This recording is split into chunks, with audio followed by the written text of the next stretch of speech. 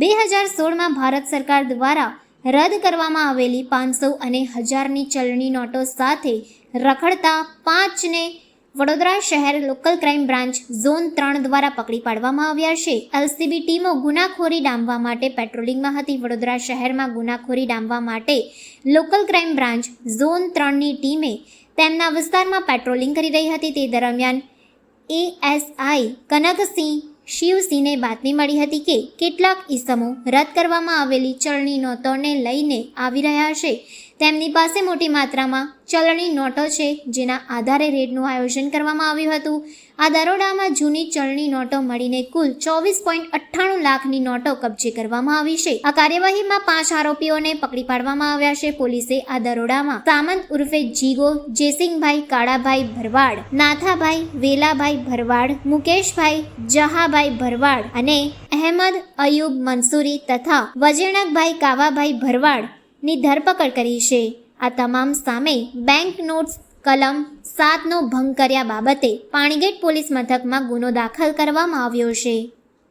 જે મુકેશ ભરવાડ કરીને છે, જેને પહેલાં 25 લાખ રૂપિયા લીધા હતા 3,75,000 રૂપિયા આપીને, તેની તપાસ કરતાં થોડુંક અજ્ઞાનતાનો ભાવ જણાતો હતો કે એને ખ્યાલ નહોતો. એને એવું હતું કે 25 લાખના બદલે હું 3 લાખ રૂપિયા આપું છું તો બજારમાંથી મને એના 5-6 લાખ તો મળી જશે, તો હું 2-3 લાખ રૂપિયા કમાઈ લઈશ, એવી ધારણા સાથે એણે આ પૈસા લીધા હતા, એવું અત્યાર સુધી તપાસમાં સામે આવ્યું છે.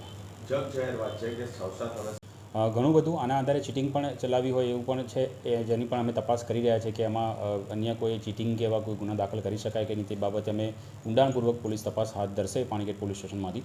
પણ ખૂબ જ ગંભીર બાબત છે કે આટલી મોટી માત્રામાં 75 લાખ ઉપરની મુદ્દામાલ જૂની બંધ થઈ ગયેલી નોટો જે મળી આવી છે, જે ખૂબ જ ગંભીર બાબત છે અને તેને ગંભીરતાથી લઈને જે ગુનો દાખલ કર્યો છે અને આના આધારે આગળ અમે જે યોગ્ય કાર્યવાહી કરવાની છે તે ઇન્કમટેક્સમાં જાણ કરવામાં આવશે અને કોર્ટમાંથી પરમિશન મેળવીને, કારણ કે એનસી ગુનો છે તો કોર્ટમાંથી પરમિશન મેળવીને અમે આગળ યોગ્ય તપાસ પણ કરીશું અને ઇન્કમટેક્સ ડિપાર્ટમેન્ટને પણ આ બાબતે જાણ કરવામાં આવશે. પાસેથી ઘણા સમયથી પડી રહ્યા હતા અને હવે એ કરન્સીની કોઈ વેલ્યુ નથી, એટલે આ રીતે બજારમાં 10%, 15% મળે એ રીતે બજારમાં વેચતા હોય છે અને કોઈ એક વ્યક્તિ હોય છે જે 10% આપીને લે છે, પછી એ આગળ બીજે 12%માં આગળ બીજા કોઈ માણસને વેચે છે અને પછી આગળ 15%માં વેચે છે. એવી રીતે બધા પોતાના 1-2% માર્જિન સાથે આ નોટોને બજારમાં ફેરવતા હોય તેવું અત્યાર સુધીના તપાસમાં ધ્યાને આવ્યું છે. સાથે હજુ સુધી કોઈ હિસ્ટ્રી સામે નથી આવી. જેની પાસેથી વધારે મુદ્દામાલ મળ્યો છે 50 લાખ ઉપરનો, તે અશોકભાઈ જે છે એ જમીન દલાલીનું કામ કરે છે. બીજા જે અન્ય ભરવાડો જે મળ્યા છે તે નોર્મલ જે રૂટીન એમની ગાય ચરાવવાનું એવું કામ કરતા હોય છે એ છે. એક ભાઈ છે જેમના ટેન્કર કે ડમ્પરનો બિઝનેસ છે.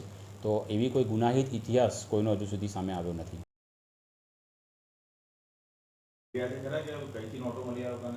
આજે અમે 2 કેસ કર્યા છે, એ બંને કેસ ઇન્ટરલિંક છે એકબીજા સાથે અને જે મેઇન અશોકભાઈ કરીને છે તેમની પાસેથી આ મુદ્દામાલ મળ્યો હતો.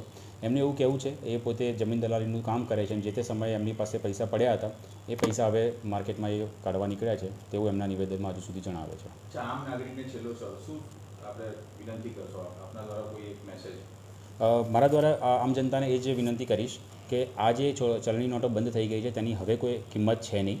સરકારે એક નિયત સમય ફાળવ્યો હતો જેની અંદર તે નોટો બદલી શકાતી હતી, પણ હવે આ નોટોની કોઈ કિંમત છે નહીં. તો કોઈ એવા લાલચમાં કે આવવું નહીં કે 25 લાખ રૂપિયા આપણને 3 લાખ 4 લાખમાં મળે છે તો હું લઈ લઉં, એવી કોઈ લોભ લાલચમાં પડવું જોઈએ નહીં. અને આવી કોઈ પણ બનાવ કે કોઈ પણ ઘટના આપણી સામે આવે છે કે કોઈ આપણી સામે પૈસાની ડિમાન્ડ કરે છે, યા તો પૈસા મારી પાસે છે તારે લેવા હોય તો, કે એવી કોઈ ડિમાન્ડ આપણી સામે આવે તો જલ્દીથી નજીકના પોલીસ સ્ટેશનનો આપણે સંપર્ક કરવો જોઈએ, જેથી પોલીસ યોગ્ય કાર્યવાહી કરી શકે.